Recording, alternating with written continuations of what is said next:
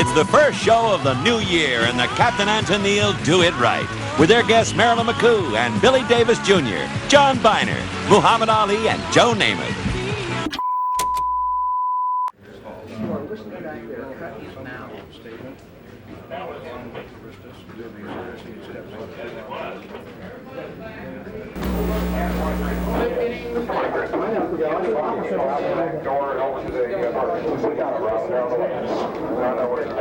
Turn the goddamn cameras on.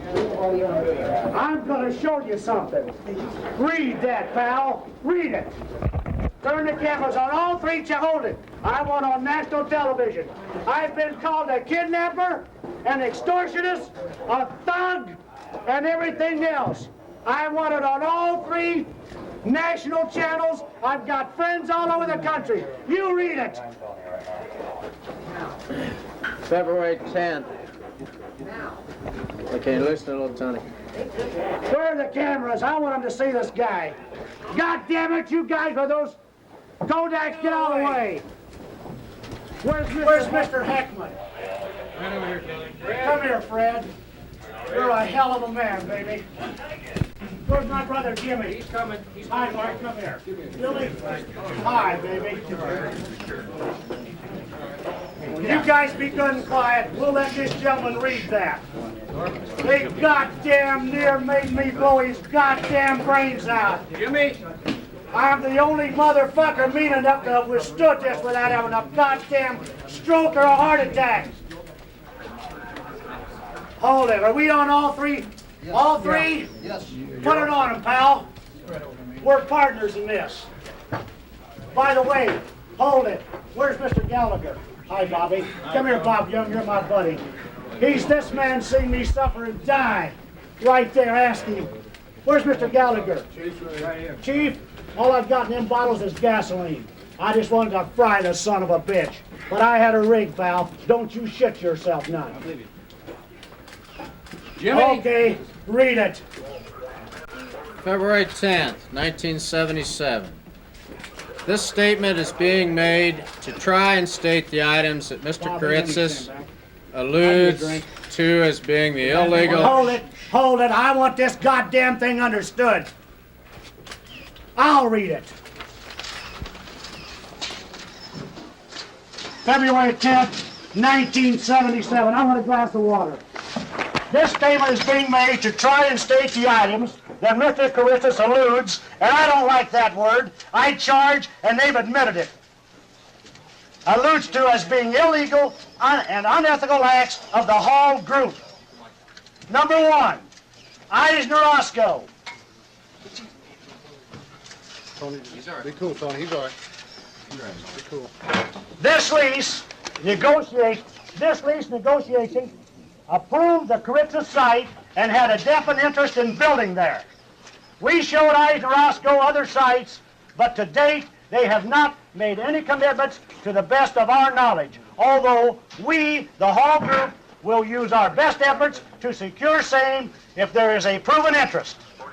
Number two, Eisner Roscoe, by the way, was my tenant. Give me a drink, pal. Give me a drink. Good enough? All right, go easy. Yeah, and I'm sober, friends. I had 6 drinks in 1976, and I haven't had any this year. And I don't miss them a fucking bit. Marsh. This possible lessee was very interested in the Kiritsis site. We also showed them other sites. Nobody around. It is our understanding that Marsh built on another site which we had nothing to do with. That's because they couldn't steal them. Number 3, Standard Grocery was very interested in the Kiritsis site. We showed them other sites. Number 4, Restaurant. This was presented to us and was potentially a good business deal, but we found it impossible to agree on terms satisfactory to our best interest, their best interest. I went up there to borrow money to build a 10,000-foot restaurant that would have grossed between $1 million and $2 million a year, and these motherfuckers shopped it to somebody else. I had a lessee who guaranteed me $100,000 a year rent plus 10% over $1 million, and I could have built the building for $220,000 and put $100,000 worth of equipment in it. Number 5. Listen to this one. It's almost funny. This trooper right here, come here, Mark, a hell of a good friend of mine. A lot of friends of mine here. Has seen me about every night for 3 or 4 years out in a couple of restaurants around here having coffee. Too goddamn desperate to do anything else, so goddamn mad couldn't think good, and he always wondered what was wrong. Now he knows. Right, Mark? Yeah. Hell of a man. Good cop, this guy. Good cop. Oh, this goddamn thing ought to go off. This son of a bitch is not good enough to die. Give me that. I'll give it to you, Tony. I made a mistake here on this one. I see that right now. How'd you get that wet, John? I'm sorry. Hold that. Sure, babe. I got it. Got it? Number 5. I never liked no writing. You believe that? Believe it. I hate it. But I had to do this. They had my mug shot on Channel 6 tonight. I don't know where they dug that goddamn photo up. I ain't too pretty, but I don't think I ever looked that bad that day. Maybe I did. Yes, sir. Number 5. First Federal Savings and Loan Association. We killed the loan for Mr. Kiritsis at this savings and loan. We felt that if this loan was approved, our possibilities in this property would be diminished. Well, I tell you, you guys, I tell you what, Dick, when this is over, you can go to the mafia and make millions of dollars. They'll recruit you. No shit, they like guys like you. Number 6. I don't even know what this one says. It's not important after that one. Payoff due at the present time. We concluded in 76 that immediate real estate development in this case was not probable in 77, and possibly not even in 78.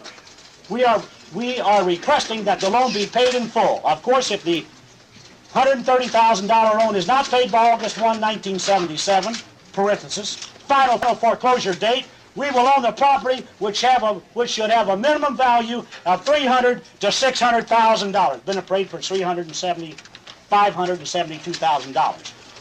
Now what they're saying there, fellas, ladies and gentlemen, is that they had Eisner Roscoe lined up, and Eisner Roscoe, for business reasons, finally, they were undecided. They finally decided they would call a moratorium on development in this area.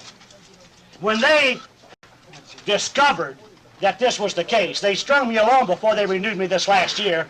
When they've discovered that Eisner Roscoe definitely was not going to build, then they went ahead and renewed my mortgage for a year. But they wanted to keep me on that string and have me in default if Eisner Roscoe decided to build. This brave young man and his father would have said, Tony, I'll tell you what we're going to do. Because you're a nice fella and basically really love you, we wouldn't hurt you for anything. We'll take the cream. We'll take the front 10 acres there for $130,000, and you can have the back 7 for all the hog shit. Dead Man's Line, the true story of Tony Kiritsis.